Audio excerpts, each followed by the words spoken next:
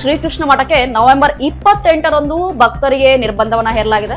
ಬೆಳಿಗ್ಗೆ 6 ಗಂಟೆಯಿಂದ 3 ಗಂಟೆಯವರೆಗೆ ಅಂದ್ರೆ ಮಧ್ಯಾಹ್ನ 3 ಗಂಟೆಯವರೆಗೆ ಉಡುಪಿ ಮಠ ಸಂಪೂರ್ಣವಾಗಿ ಬಂದ್ ಇರುವ ಹಿನ್ನೆಲೆ ಜೊತೆಗೆ ವಾಹನ ಸಂಚಾರ ಕೂಡ ನಿರ್ಬಂಧವನ್ನ ಹೇರಲಾಗಿದೆ. ಈ ಕುರಿತು ಜಿಲ್ಲಾಧಿಕಾರಿಯವರೇ ಸ್ಪಷ್ಟವಾಗಿ ಮಾಹಿತಿಯನ್ನ ನೀಡಿದ್ದಾರೆ. ಶ್ರೀಕೃಷ್ಣ ಮಠಕ್ಕೆ ನವೆಂಬರ್ 28ರಂದು ಸಂಪೂರ್ಣವಾಗಿ ಏನಾಗ್ತದೆ ಅಂತಂದ್ರೆ 6 ಗಂಟೆಯಿಂದ 3 ಗಂಟೆಯವರೆಗೆ ಯಾವುದೇ ವಾಹನ ಸಂಚಾರ ಇರುವುದಿಲ್ಲ. ಜೊತೆಗೆ ಶ್ರೀಕೃಷ್ಣ ಮಠಕ್ಕೆ ಸಾರ್ವಜನಿಕರಿಗೆ ಪ್ರವೇಶವಿಲ್ಲ.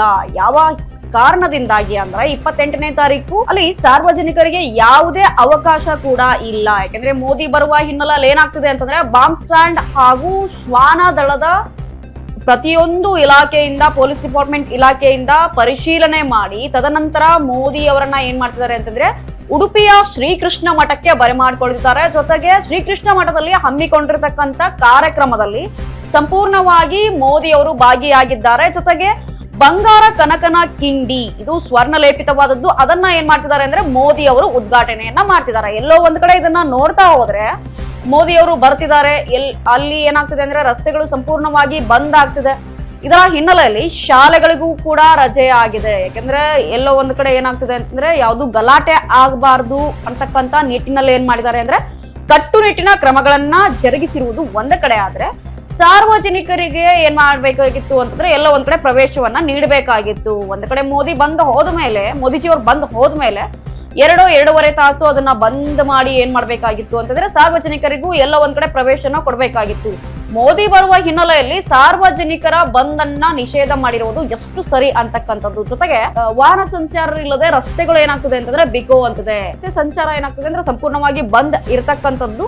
ಯಾಕಂದ್ರೆ ಮೋದಿ ಅವರು ಬರ್ತಾರೆ ಅಂದ ಮಾತ್ರಕ್ಕೆ ಏನಾಗ್ತದೆ ಅಂತಂದ್ರೆ ಎಲ್ಲಾ ಆಟೋಗಳಿರ್ಬೋದು, ಬಸ್ಗಳಿರ್ಬೋದು, ಸಣ್ಣ ಸಣ್ಣ ವಾಹನಗಳಿರ್ಬೋದು ಪ್ರತಿಯೊಂದನ್ನು ಏನ್ ಮಾಡಿದ್ದಾರೆ ಅಂತಂದ್ರೆ ಬಂದ್ ಮಾಡಿದ್ದಾರೆ. ಇದರ ಜೊತೆಗೆ ಎಲ್ಲೋ ಒಂದ್ ಕಡೆ ಸಾರ್ವಜನಿಕರು ತೊಂದರೆಯನ್ನ ಅನುಭವಿಸಿದ್ರ ಬೇರೆ ಕಡೆ ಊರಿಗೆ ಹೋಗೋರು ಅಂತಕ್ಕಂಥದ್ದು. ಇನ್ನು ಶಾಲಾ ಕಾಲೇಜುಗಳಿಗೆ ಏನ್ ಮಾಡಿದ್ದಾರೆ ಅಂತಂದ್ರೆ ಬಂದನ್ನ ಕೊಟ್ಟಿದ್ದಾರೆ.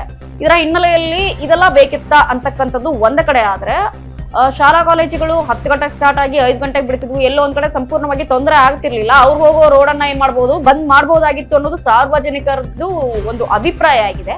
ಜೊತೆಗೆ ಶ್ರೀಕೃಷ್ಣ ಮಠದಲ್ಲಿ ಹಮ್ಮಿಕೊಂಡಿರ್ತಕ್ಕಂಥ ಪ್ರತಿಯೊಂದು ಉದ್ಘಾಟನಾ ಕಾರ್ಯಕ್ರಮಗಳಿಗೆ ಪ್ರತಿಯೊಬ್ಬರು ಸಾರ್ವಜನಿಕರನ್ನ ಏನ್ ಮಾಡ್ಬೋದಾಗಿತ್ತು ಅಂದ್ರೆ ಬಿಡಬಹುದಾಗಿತ್ತು.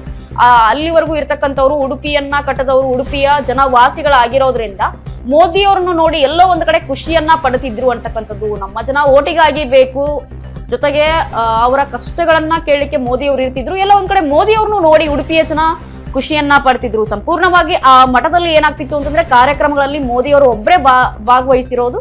ಸ್ವರ್ಣ ತೀರ್ಥ ಮಂಟಪದ ಉದ್ಘಾಟನೆಯನ್ನು ಕೂಡ ಮೋದಿಜಿಯವರು ಮಾಡಿದ್ರು. ಎಲ್ಲೋ ಒಂದು ಆ ದೃಶ್ಯಾವಳಿಗಳನ್ನ ಮೀಡಿಯಾ ಮುಖಾಂತರ ಟಿವಿಯಲ್ಲಿ ಜನರು ನೋಡೋದಕ್ಕಿಂತ ಅಲ್ಲಿಯ ಒಂದು ನೇರ ಸಂಪರ್ಕಕ್ಕೆ ಜನರನ್ನ ತೆಗೆದುಕೊಳ್ಬೇಕಾಗಿತ್ತು, ದೂರದಲ್ಲಿ ಪ್ರೊಟೆಕ್ಷನ್ ಅನ್ನ ಮಾಡಬಹುದಾಗಿತ್ತು ಅನ್ನೋದು ಎಲ್ಲ ಒಂದ್ ಕಡೆ ಸಾರ್ವಜನಿಕರ ಅಭಿಪ್ರಾಯ ಆಗಿದೆ. ಜೊತೆಗೆ ರಸ್ತೆಗಳು ಸಂಪೂರ್ಣವಾಗಿ ಬಂದ್ ಇರುವ ಹಿನ್ನೆಲೆಯಲ್ಲಿ ಆಟೋ ಚಾಲಕರಿಗಿರ್ಬೋದು ಎಲ್ಲ ಒಂದ್ ಕಡೆ ಆ ದಿನದ ನಷ್ಟ ಆಯ್ತಾ ಅಂತಕ್ಕಂಥದ್ದು ಸಾಕಷ್ಟು ಪ್ರಮಾಣದಲ್ಲಿ ಏನಾಗ್ತಿದೆ ಅಂತಂದ್ರೆ ನಷ್ಟವನ್ನ ಆಗ್ತಿರೋದು. ಮೋದಿ ಬರ್ತಿದ್ದಾರೆ ಅಂತಂದ್ರೆ ಪ್ರತಿಯೊಂದು ಏನಾಗ್ತಿದೆ ಅಂತಂದ್ರೆ ಬಂದ್ ಇರುವ ಹಿನ್ನೆಲೆಯಲ್ಲಿ ಅಲ್ಲಿಯ ಆಟೋ ಚಾಲಕರಿಗಾಗಿರಬಹುದು, ಸಣ್ಣ ಸಣ್ಣ ವಾಹನಗಾರರಿಗಿರ್ಬಹುದು ಏನಾಗ್ತಿದೆ ಅಂದ್ರೆ ತೊಂದರೆ ಆಗ್ತಿದೆ. ಜೊತೆಗೆ ಮೋದಿಯನ್ನ ಯಾರು ನೋಡ್ಬೇಕು ಅಂತ ಆಸೆಯನ್ನ ಪಟ್ಟಿದ್ರು ಅವರ ಆಸೆ ಕೂಡ ನಿರಾಶೆ ಆಗ್ತಿದೆ. ಎಲ್ಲ ಒಂದ್ ಕಡೆ DC ಅವ್ರು ಏನ್ ಮಾಡ್ತಿದ್ದಾರೆ ಅಂತಂದ್ರೆ ಕೆಲವೊಂದಿಷ್ಟು ಕಟ್ಟುನಿಟ್ಟಿನ ಕ್ರಮಗಳನ್ನ ಏನ್ ಮಾಡ್ಬೋದಾಗಿತ್ತು ಅಂತಂದ್ರೆ ಸೂಕ್ಷ್ಮವಾಗಿ ಗಮನಿಸಿ ಏನ್ ಮಾಡ್ಬೋದು. ಈ ಮೋದಿ ಅವರು ಬರುವ ಹಿನ್ನೆಲೆಯಲ್ಲಿ ಭದ್ರತಾ ಒಂದು ಪಡೆಯಲ್ಲಿ ಏನಾಗಬೇಕಾಗಿತ್ತು ಅಂತಂದ್ರೆ ಸಂಪೂರ್ಣವಾಗಿ ಕೆಲವೊಂದಿಷ್ಟು ಕ್ಷೇತ್ರಗಳಿಗೆ ಮಾತ್ರ ಅದನ್ನ ಮೀಸಲಿಡಬೇಕಾಗಿತ್ತು. ಸಾರ್ವಜನಿಕರಿಗೆ ಎಲ್ಲೋ ಒಂದ್ ಕಡೆ ಅವಕಾಶ ಕೊಡಬೇಕಿತ್ತು ಅನ್ನೋದು ಆ ಭಾಗದ ಜನರ ಒಂದು ಅಭಿಪ್ರಾಯವಾಗಿದೆ.